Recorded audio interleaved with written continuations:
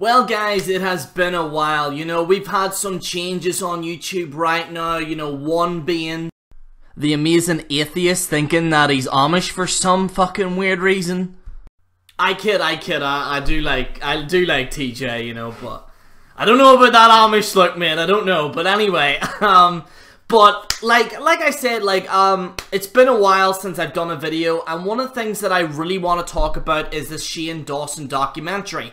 No, I'm not going to be like everyone fucking else saying the same bullshit week in, week out. I'm not going to be that type of person. I'm going to take a different look at the Shane Dawson thing and why Shane Dawson is actually exposing YouTube as a whole, especially the top tier YouTubers. If you notice, a lot of these top tier YouTubers have been pretty much saying that Shane Dawson is a hypocrite, that he's overreacting, he's being he's scamming people, he's blah blah blah. You get the point. Apparently the top YouTubers aren't happy with Shane Dawson, and to be honest, I think Shane is actually exposing YouTubers as a whole, and they're very, very afraid of that. One of the things that Shane Dawson talks about is the sociopathic tendencies of YouTubers. And I will admit, some of the top YouTubers have sociopathic tendencies. I remember Logan said, "Oh, I'm on the spectrum," which, if you're admitting that you're on the spectrum, you're pretty much a... like, it's just fucking crazy. Like, I seen that video of Logan Paul, like, "Oh, I'm not like a total sociopath, but I'm on the spectrum," like as if that somehow annuls everything. No, that answers a lot of questions. And in fact, some of these YouTubers that have been calling out Shane Dawson, I think deep down they have sociopathic tendencies. Here's the thing with me. If you want to follow me, follow me. I don't make any fucking money on this YouTube shit, okay? Full screen is pretty much done at this point. I don't make any money anymore on this YouTube thing. I do it for fun, okay? But these YouTubers, I've noticed, that are just putting these fucking ads out there and the whole, like, and that's fine. If you want to make money, I do understand. But, like, the amount of, like, for example, like, True Geordie, listen, I like True Geordie, he's a fucking legend, okay? I love him. But I'm sorry, but I have to say, I think he's wrong in this circumstance. How can you say that Shane Dawson is, like, misleading people and stuff like that, when, let's be honest, you misled us with that Logan Paul KSI fight? You can't turn around and say to me that that shit wasn't fixed. That shit was fixed. You can't just, like, I mean, how in God's green earth, and I've seen people defend this. I've seen, like, smart YouTubers actually defend this circumstance. How can you honestly say that a 2-fight contract was signed, okay, and then a bit of a coincidence, there was a draw, and then, and then there's gonna be another fight?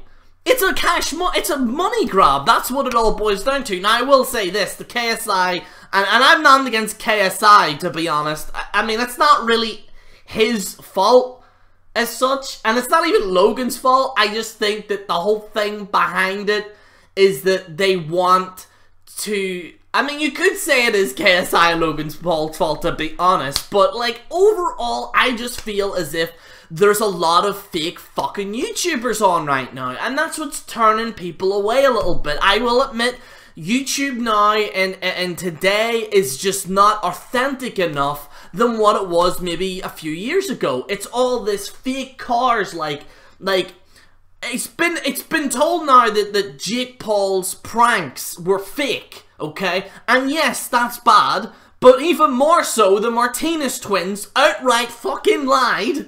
They outright lied and said that Shane Dawson, fuck, he's bullying the Martinez twins, that Jake Paul was bullying the Martinez twins, when in fact, they knew all about it all along. And what Shane is doing, okay, and I hope you bear with me, what Shane is doing is something that I don't think he actually realizes, is that he's actually exposing every single YouTuber. He doesn't realize that.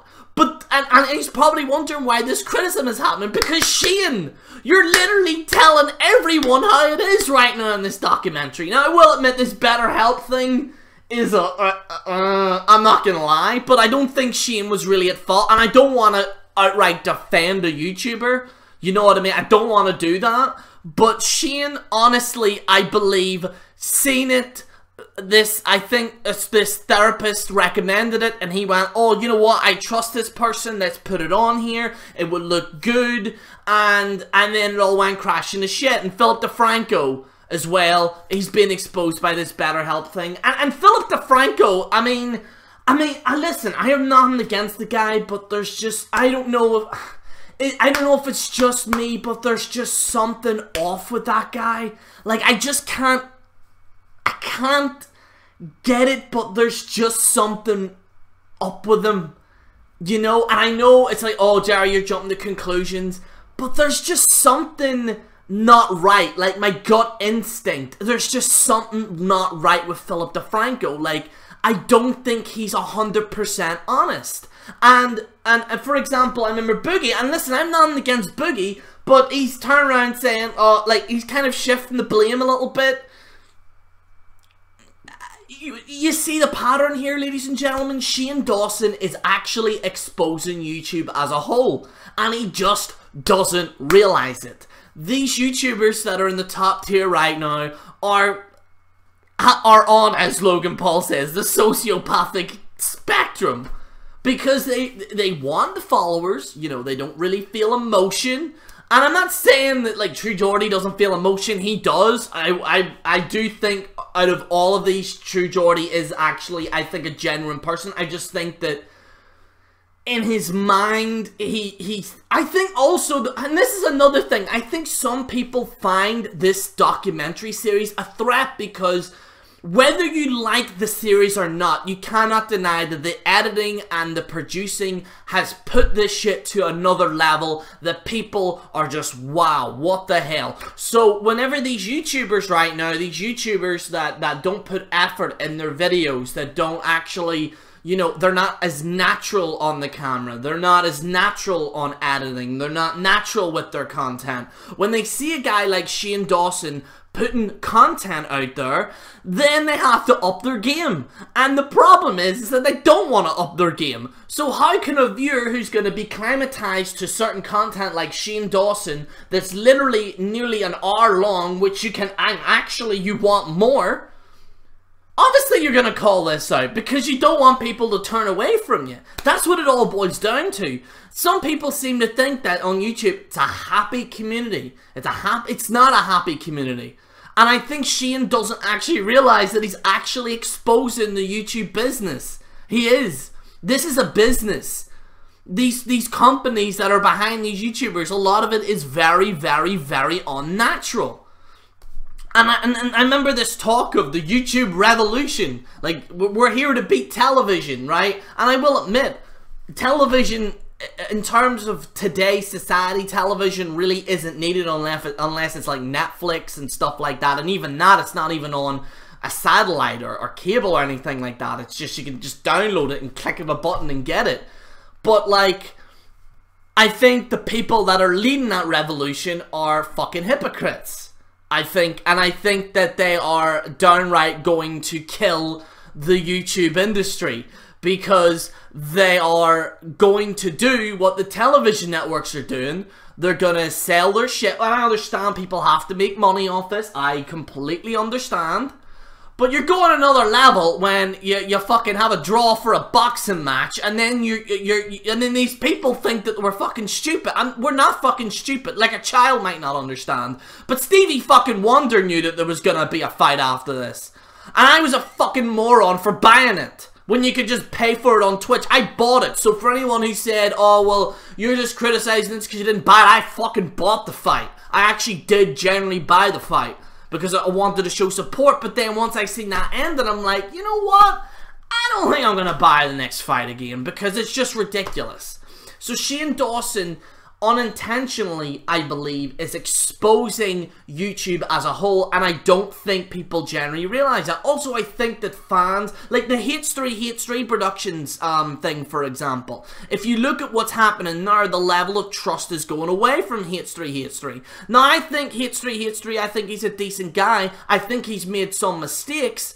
Obviously, there's certain incidences that are a little bit questionable with him. However, I think that he is a decent person. I do think maybe in a few weeks and months he should put out content more rapidly than these podcasts.